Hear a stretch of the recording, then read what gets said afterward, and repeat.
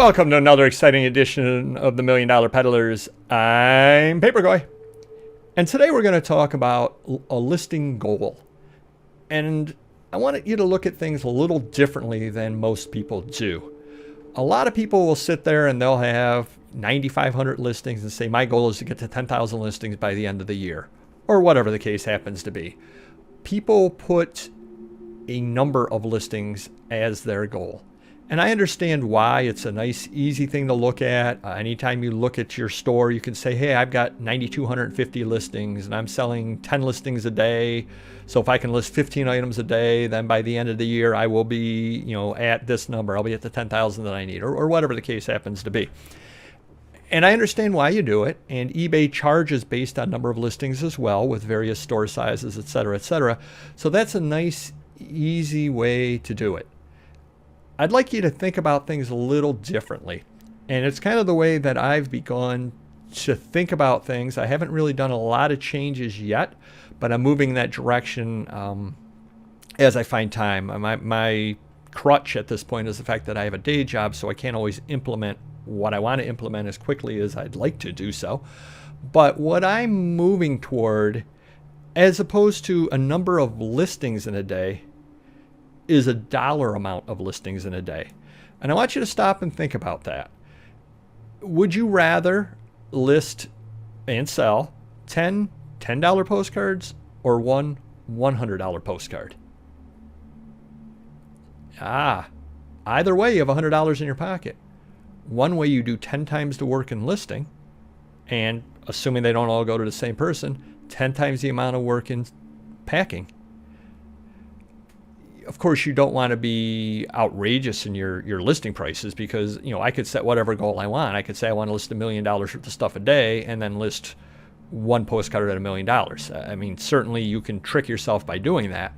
But if you have realistic prices on things and you sit there and you say, I want to list $200 worth of stuff a day, and you've got a fair amount of inventory backed up to be able to list, that's a much more doable goal. And in the end, probably a better goal than a certain number of listings. Because if you start working on the listings, what are you going to do? You're going to go and you're going to grab a bunch of easy things to list. And they might be $10 items. And you list 20 $10 items and you say, hey, I've made it to my goal. I've got my 20 items up for today. I'm well on my way. Whereas if you do it the other way and you want to list $200 worth of items and you've got a day with plenty of time in it, great. That's when you sit there and you list those, those 20 $10 items. You've got a day without a lot of time. You pull something a little better out and you do a little bit of research on it and you say, oh, I can get $100 out of this magazine and I can get $100 out of this magazine. You list two items on a day where you don't have a lot of time and you've still made it, and you don't feel like you failed. You don't sit there and feel like, oh my gosh, I want to list 10 to 15 items and I was only able to list 2. I'm not getting anywhere. No, you are getting somewhere if you're using the dollar amount as being what your goal is. Ultimately, I think most of us would like to move up the chain to some level. Why peddle $5 and $10 items if you can just as easily peddle $20 and $25 items? You see a lot more money in your bank account a lot faster selling the higher priced items. And you can find $20 and $25 items, maybe not as easily as you can $5 and $10 items, but you can still find them. And as I've done the video in the past, if you see the hidden value in stuff and you see it a way that other people don't see it, and you see a way that you can sit there and market it, you can price something at $20 that everybody else is pricing at $10, because you have an edge, you have an advantage. You're showing the table of contents. You're showing 2 pictures of Marilyn on page 73. You're doing all that kind of stuff, and suddenly you're getting $25 out of a $10 magazine, which also helps you with your goal of listing a set dollar amount each day. When I finally am able to retire, my goal, and I don't know as if it's realistic or not, but I feel that it is to list essentially $1,000 worth of stuff a week, allowing for a couple of days off. So I was thinking if I could list $5,000 worth of stuff a week, or $260,000 in a year, even allowing a couple of weeks off, you're still $250,000 a year. I think that's a realistic goal with the accumulation of stuff that I have, and a much better goal than saying, oh, I want to list 50 items a day. Because there's some days when you don't feel like listing 50 items. There's some days you don't feel well. Some days there's a lot of other things going on.